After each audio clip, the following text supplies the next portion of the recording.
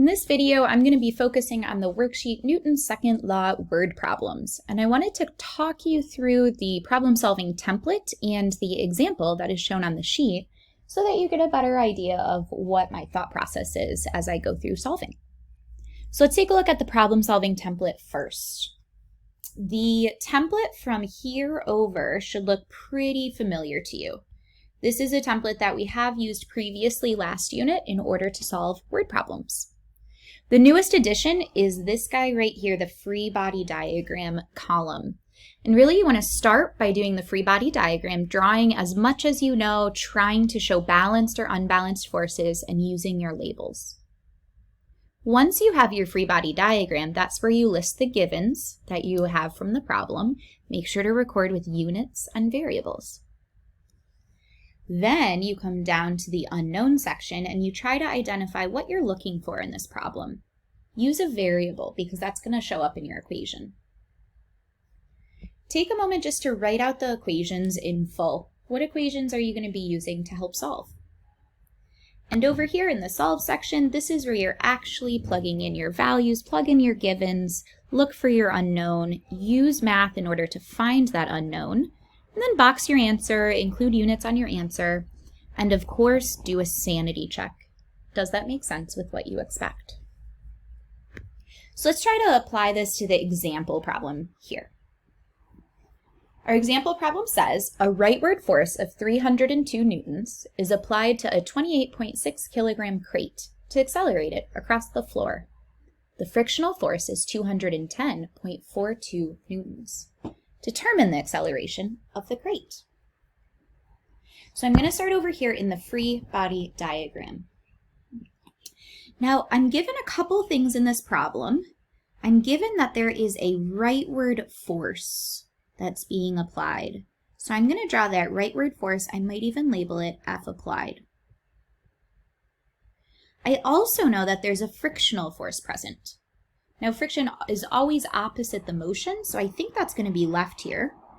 And I'm noticing that my frictional force is less, 210.42, than my rightward applied force, which is 302. So I've tried to draw the leftward arrow slightly smaller to show that unbalanced force. There are a couple more forces here that I kind of have to use my imagination about. I'm imagining a crate sitting on the floor. And that crate is here on Earth, I'm assuming, so force due to gravity is down. And that floor is likely supporting the crate with a normal force that's upwards. Of course, our crate is not hopping up and down off the ground, so I'm assuming that the upward and downward forces are balanced. So now that I have my free body diagram, I'm going to come over to the givens section. I was given 302 newtons for my applied force. Notice that I'm listing my givens as my variable equals the number and units. I'm also seeing that I have 28.6 kilograms given. The units here are a huge hint. What's measured in kilograms is mass, M. And finally, I know my frictional force. My frictional force was given as 210.42 newtons. I am asked to determine the acceleration of the crate. I'm going to add that this is really looking for the x acceleration of the crate. Now, after all, looking at my free body diagram, the only place that I have unbalanced forces is in the x direction. So I must be looking for my x acceleration. A few equations could help me out here. I know that the net force in the x direction is the rightward force minus the leftward force. I also know Newton's second law says F net equals ma, and here I'm focusing on the x direction. So finally, I'll come over to the solve. In my solve box, I'm going to start with the net force in the x direction, my right minus my left. Here, that means F applied minus FF, force of friction. So F net in the x direction is an applied force of 302 minus a frictional force of 210.42. Using my calculator, I can find that my net force in the x direction is going to be 91.58 newtons. Notice that comes out positive. That positive is just telling me that it's unbalanced in favor of the right. Now I'm going to use my second equation, Newton's second law, F net in the x direction equals ma in the x direction.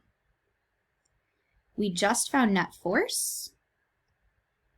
We were given a mass of 28.6, and we're looking for the acceleration in the x direction. I'll divide both sides by 28.6.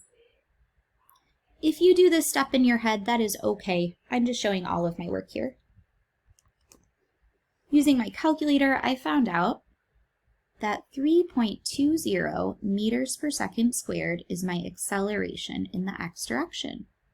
I'm going to put a box around that answer just to help it stand out. I want to do a quick sanity check. I got an acceleration that is positive and not zero. The not zero part of this makes sense because I have unbalanced forces in the x direction. And that makes me think that the acceleration in the x direction should not be zero. I got a positive acceleration for my answer, meaning to the right. And that should make sense here because I was unbalanced in favor of the right. I want you to know that as you start to work through these problems, you may find instead of solving in kind of one step and then two steps, you may start to combine those steps. It could look like this.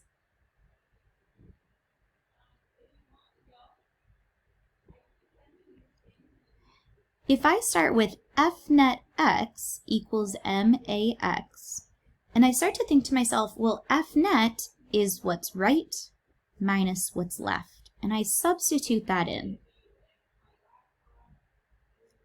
We could then say F applied minus force of friction equals max. Plugging in here. Oops.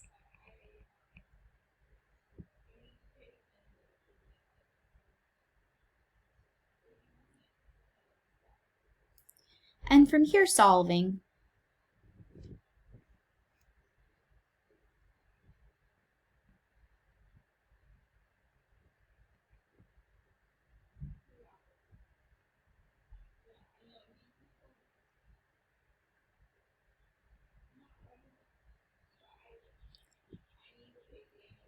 So you can see we could do both of those original steps kind of in one big step by combining those equations.